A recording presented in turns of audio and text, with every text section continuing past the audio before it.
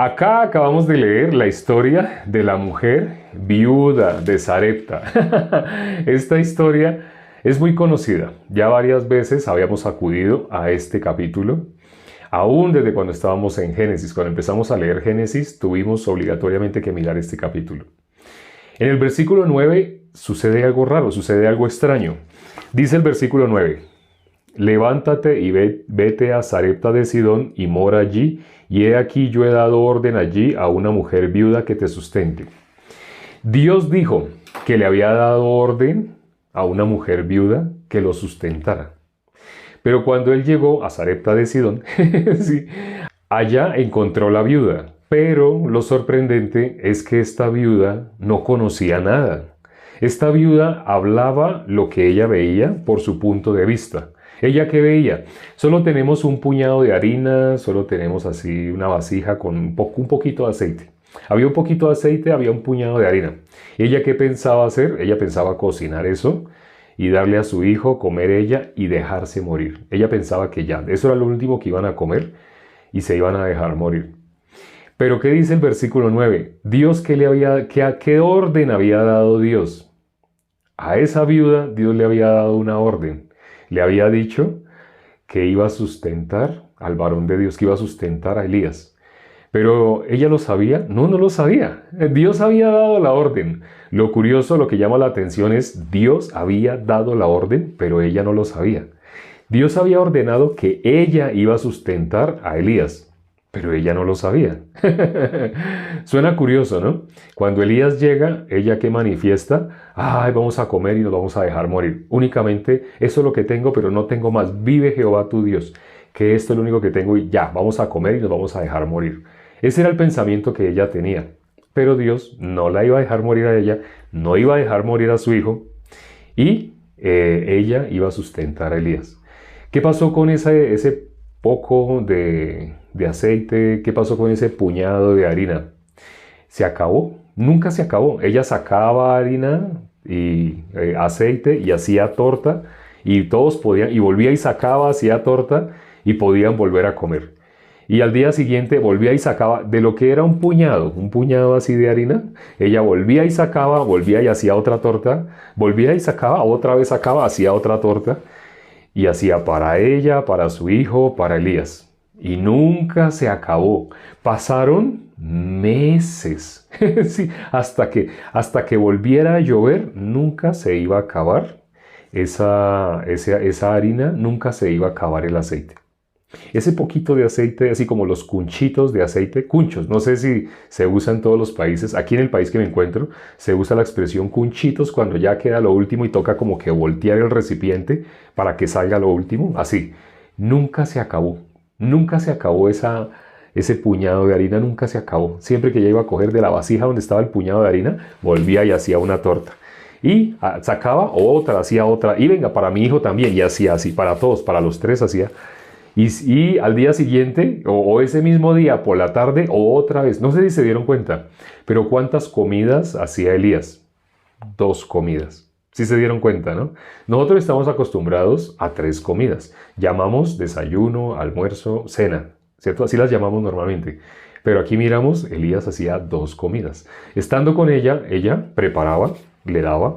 Luego, la segunda comida, preparaba, le daba. ¿De dónde sacaba ella tanta harina? Si solamente había un puñado. Así como hubo en la época cuando estuvo nuestro Señor Jesucristo, la multiplicación de los panes y de los peces.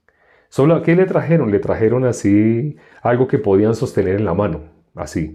Con eso iba a alimentar a 5,000 personas. Si podía sostener en la mano. Aquí podía sostener pan, aquí podía sostener los peces. Con eso que podía sostener en la mano iba a alimentar a 5,000 personas. ¿Se pudo o no se pudo? Recogieron, cuando terminaron todos los 5,000 de comer, recogieron 12 cestas. Imagínense las cestas. Recogieron 12 cestas de sobras. O sea, de tanto que comían así pescado, quedaban sobras. Y iban echando en la cesta. Iban echando 12 cestas, quedaron de sobras. Solamente de huesos y de sobras sí, de pan. Todo eso sobró.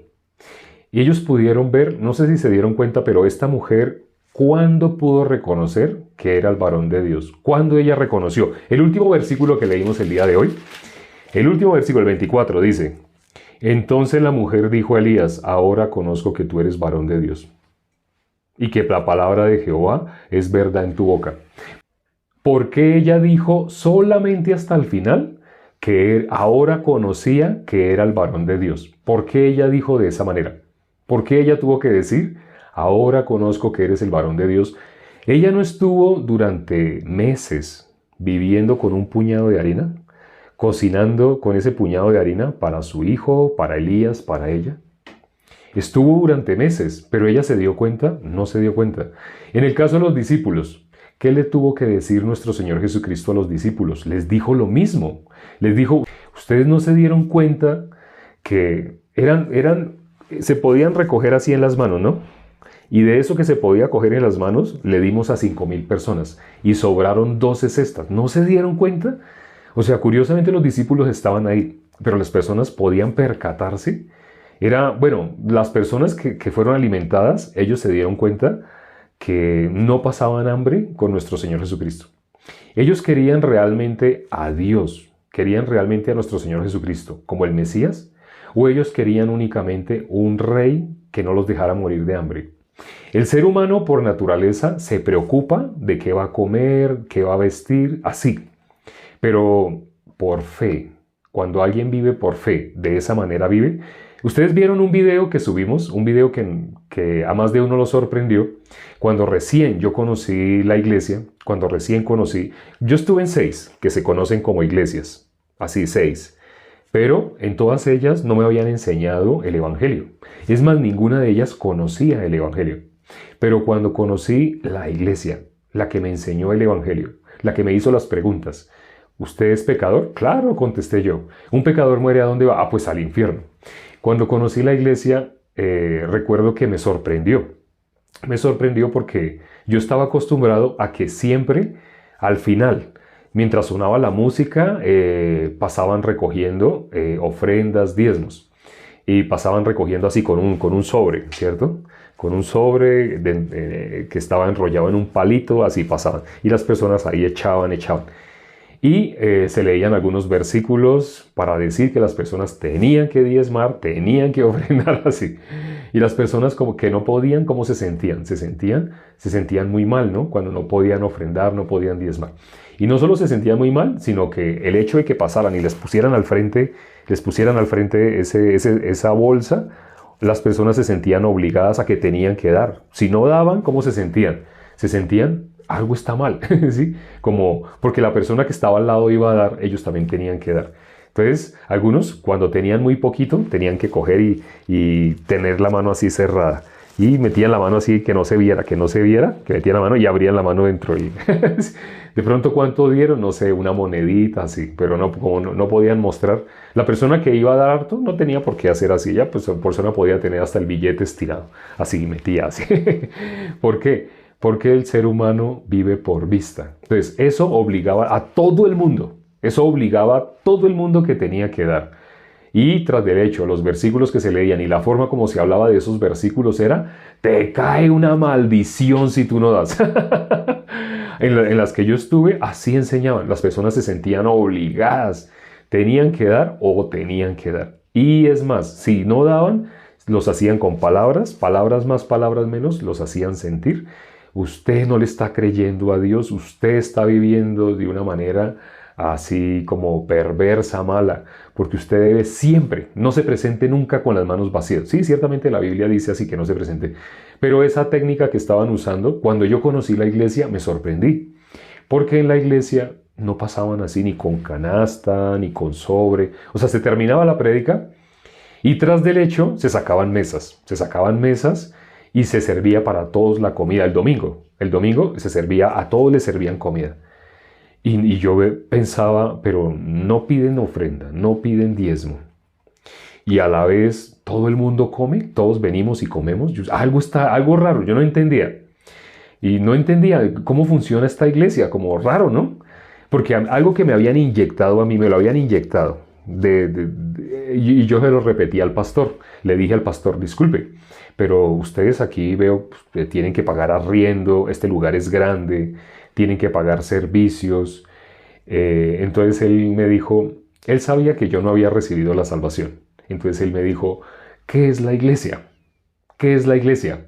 Y pues tuve que darle la definición bíblica, pero yo no la sabía. Él me dijo, según la Biblia, no su pensamiento. Entonces yo le hablé, todo lo que yo le hablé fue mi pensamiento. La iglesia es la congregación de personas, no se refiere a la estructura. Así yo hablaba lo que a mí me habían enseñado. Pero entonces él me dijo, yo le pregunté según la Biblia, pero usted me está hablando cosas que son bonitas, que tienen lógica, pero no me está diciendo conforme a la palabra de Dios que es la iglesia. ¿Sí? Entonces él me mostró con la Biblia, la iglesia es la congregación de los justos.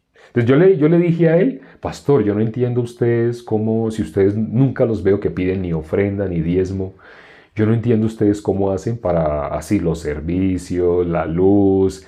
Así, le hablé lo que a mí me habían dicho, tiene sentido, tiene lógica, porque siempre en los lugares que yo estuve me hablaban así, que las personas, que era obligatorio. En algunas de esas iglesias incluso llevaban contabilidad, cada persona, si dio o no dio, así. Pero cuando conocí la iglesia donde me predicaron el evangelio, no vi eso. Y no solo eso, sino que, como les digo, le servían comida a todo el mundo. Entonces yo le dije al pastor, yo estaba preocupado por la economía, porque nunca había visto ese manejo. La primera iglesia que veía que no hacía lo que hacen las demás. Entonces, cuando yo le pregunté esto, él me habló fue de la iglesia según la Biblia. La iglesia es la congregación de los justos. Es decir, la iglesia es la congregación de los justos, él me dijo, ya cuando él me dijo así, me mostró que la iglesia era la congregación. Yo me sabía un versículo con la palabra justos. Entonces cuando él me dijo así, me acordé de ese versículo y le dije, ya sé, en la Biblia dice, el justo por la fe vivirá. Y el pastor solamente le dio risa. Y entonces yo me quedé pensando y le dije, o sea, ustedes no pasan así bolsa, no pasan canasta, porque Dios les paga el arriendo, Dios les paga los servicios, Dios les paga la alimentación. Él me dijo, el justo por la fe vivirá. Usted mismo lo dijo, el justo por la fe vivirá. Entonces yo me fui a la casa, pero yo me fui pensando, esto es raro, esto no lo entiendo, esto yo no comprendo, ¿sí? No comprendo cómo alguien puede vivir por fe. Vamos a mirar Mateo capítulo 6. Mateo capítulo 6, desde el versículo 30, vamos a leer. Mateo capítulo 6, versículo 30. Cuando pensamos en eso hay que preparar para nuestro vestido, hay que preparar para nuestra comida, hay que preparar, tiene sentido. El ser humano, ¿cómo vive? Vive en función de esas cosas, ¿no? Pero cuando miramos en Mateo capítulo 6, desde el versículo 30, dice, si la hierba del campo que hoy es y mañana se echa en el horno, Dios la viste así, ¿no hará mucho más a vosotros, hombres de poca fe? No os afanéis pues diciendo, ¿qué comeremos, o qué beberemos, o qué vestiremos? Porque los gentiles buscan todas estas cosas, pero vuestro Padre Celestial sabe que tenéis necesidad de todas estas cosas. Mas buscad primeramente el reino de Dios y su justicia, y todas estas cosas os serán añadidas. Así que no os afanéis por el día de mañana, porque el día de mañana traerá su afán. Basta a cada día su propio mal. Esos versículos hablan de cómo vive el justo. Así dice, ¿no? Los gentiles, ¿cómo viven los gentiles? Ellos andan pensando, toca preparar, toca, ya está lo de la mensualidad del colegio del niño, porque toca tener, ¿usted no ahorró? Le dice la esposa al esposo, ¿usted no guardó? Guarde. ¿Qué compró? Compró una olla. No necesitábamos esa. Bueno, sí necesitábamos la olla, pero muy importante, guarde, ahorre. Así vive el mundo, ¿cierto? Así vive el mundo, así vive afanado. ¿Qué voy a comer mañana? ¿Qué voy a vestir? Y tengo que pagar esto, y tengo que pagar esta otra deuda, y que arriendo, que servicios. El mundo vive así. Pero la iglesia verdadera, la iglesia de nuestro Señor Jesucristo, Él vino Mateo capítulo 16, versículo 18, ya sabemos qué dice. Vamos a mirar, estamos en Mateo, vamos a mirar Mateo capítulo 16, versículo 18. Voy a leer alguna frase que aparece en ese versículo. Dice el versículo 18, la segunda parte. Sobre esta roca edificaré mi iglesia, y las puertas del Hades no prevalecerán contra ella. Hago énfasis en esta parte de ese versículo. Las puertas del Hades no prevalecerán contra ¿quién? Contra la iglesia. Así dice, ¿no? Así dice, y dice, sobre esta roca edificaré mi iglesia. La iglesia. ¿Quién la edificó? Nuestro Señor Jesucristo. La iglesia la hacemos nosotros, como algunas personas dicen, es que la iglesia, nosotros, la iglesia, así dicen las personas. Jesús dijo, yo edificaré sobre esta roca. ¿Quién va a edificar? ¿Quién edificó la iglesia? Cristo edificó su iglesia. Él la edificó. Por eso cuando Él venga por segunda vez, Hebreos capítulo 9, versículo 28, cuando Él venga por segunda vez, Él viene ¿por quién? Por su iglesia. Porque la iglesia, Él la edificó. Hay personas que me han dicho, pero es que no, eso no existía antes, así no existía. Y después, años después, es que se inventaron así. No, aquí dice, nuestro Señor Jesucristo edificó la iglesia. Pero la iglesia de Él es conformada ¿por quién? Por justos, que eran pecadores. Él vino por los pecadores para edificar su iglesia, porque solamente podía justificar a los pecadores. Él vino, dice, vamos a leer el último versículo de Romanos capítulo 4, es decir, el versículo 25. Romanos capítulo 4 tiene 25 versículos. El versículo 25, ¿qué dice? Hoy precisamente estaba hablando con alguien que me preguntó esa parte, me dijo, si Jesús no hubiera resucitado, entonces le dije, lea Romanos 4:25. No, pero usted no me está contestando la pregunta. Lea lo que está escrito. Ahí dice, sí, ahí qué dice.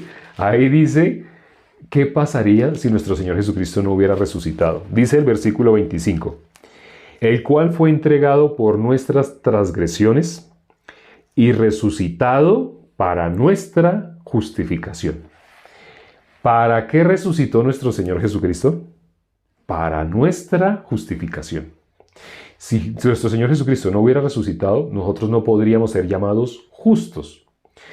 ¿Qué éramos inicialmente? Pecadores. ¿Por quién vino nuestro Señor Jesucristo? ¿Por justos o por pecadores? No, por pecadores. Pero ¿qué dice aquí? Con su resurrección, ¿qué hizo? Con nosotros nos justificó. Él resucitó para nuestra justificación. Lo dice la palabra, ¿no? Entonces las personas que antes se consideran pecadores, después dicen que están asistiendo a la iglesia y se siguen considerando pecadores. Según la lógica humana, sí tiene sentido. Según la palabra, no forman parte de la iglesia. Porque sí, para formar parte de la iglesia tenían que haber llegado siendo pecadores. Pero la función de la iglesia, ¿qué es? Mostrar este versículo. Mostrar que nuestro Señor Jesucristo, con su resurrección, nos justificó. Ya sabemos lo que dice Romanos 3:24. Creo que ya casi todos lo conocen. Romanos 3:24 dice, siendo justificados gratuitamente, por su gracia, mediante la redención que es en Cristo Jesús. Siendo justificados ¿cómo? Gratuitamente. La persona que ha sido justificada, ¿cómo se llama? Justo. La persona que ha sido santificada, ¿cómo se llama? Santo. La Biblia también dice que Él nos santificó. Así dice la palabra. Él nos justificó, nos santificó. Y Hebreos 10:14 que dice, nos hizo perfectos. El video que subimos hoy, precisamente, cuando leemos el capítulo 2 de Proverbios, versículo 21, habla de los perfectos. Ellos que heredarán la tierra, así dice. Ellos la heredarán. ¿Quiénes? Los justos. Porque la iglesia es la congregación de los justos. Salmo capítulo 1, versículo 5. No se levantarán los pecadores en la congregación de los justos. La iglesia es la congregación de los justos.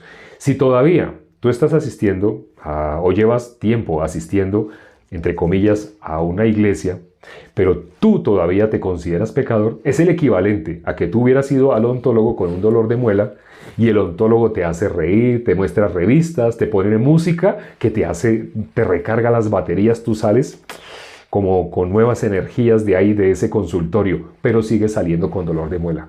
Entonces, Cuando ya te vas a ir, sigues ya el dolor de muela y te dice el odontólogo, ve y pide una cita con mi secretaria y nos vemos la semana entrante.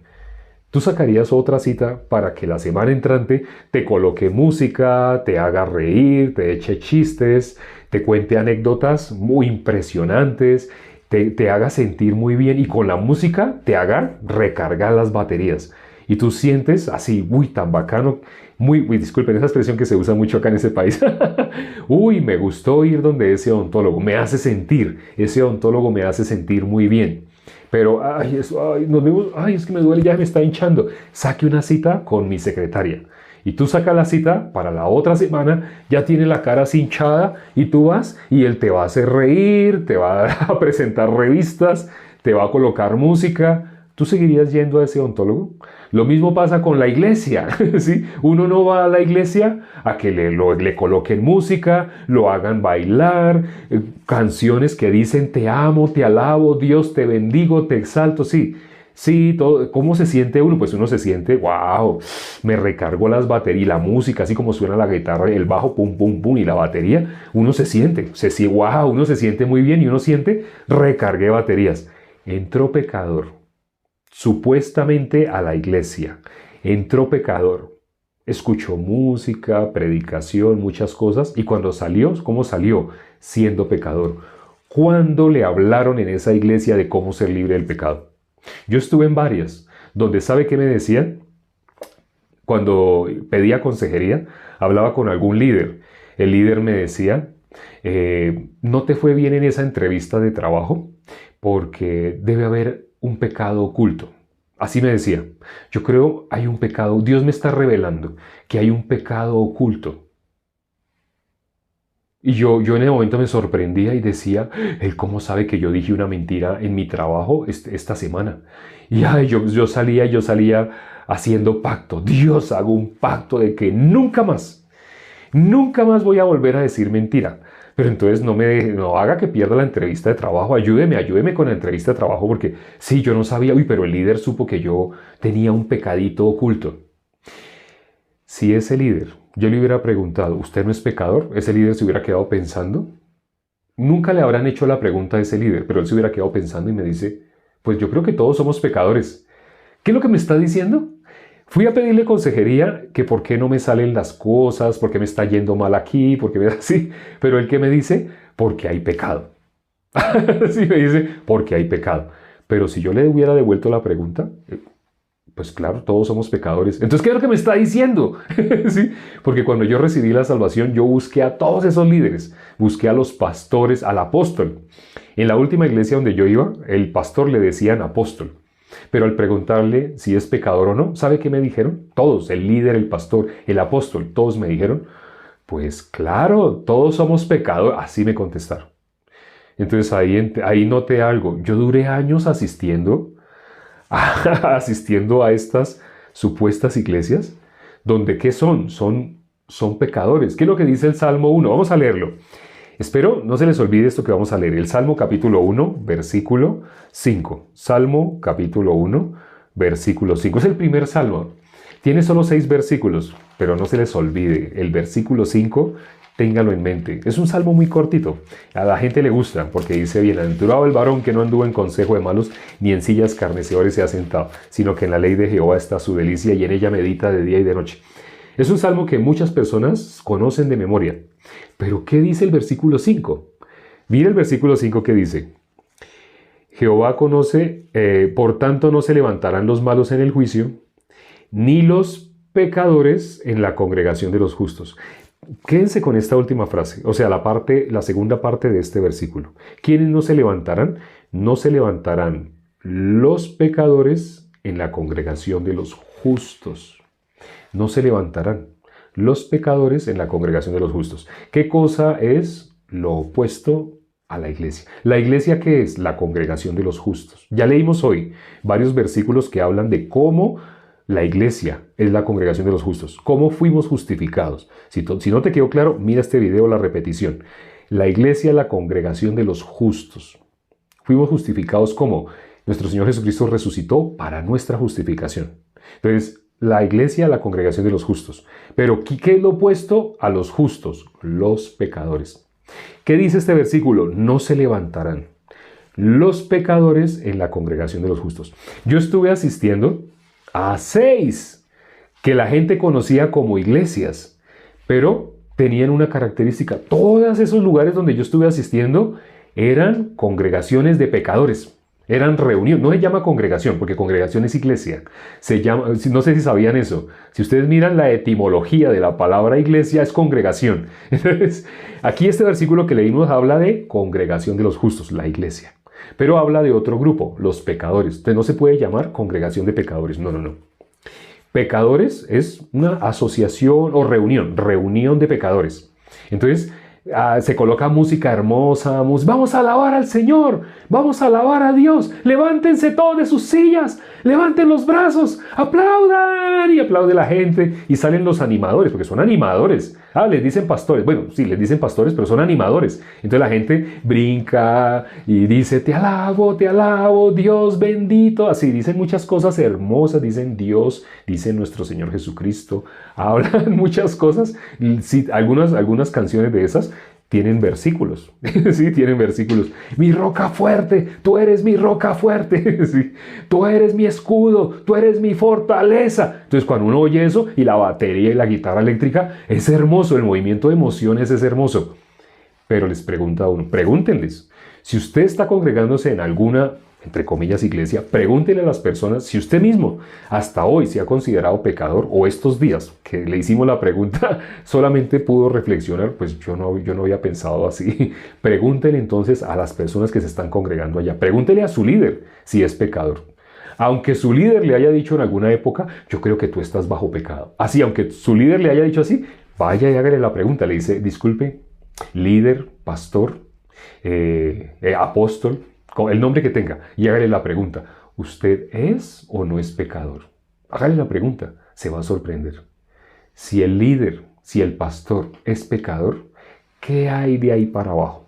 Toda la iglesia, ¿qué son? No es iglesia, eso no es iglesia. Bíblicamente iglesia es congregación de los justos. Si es una reunión de pecadores, eso no es iglesia.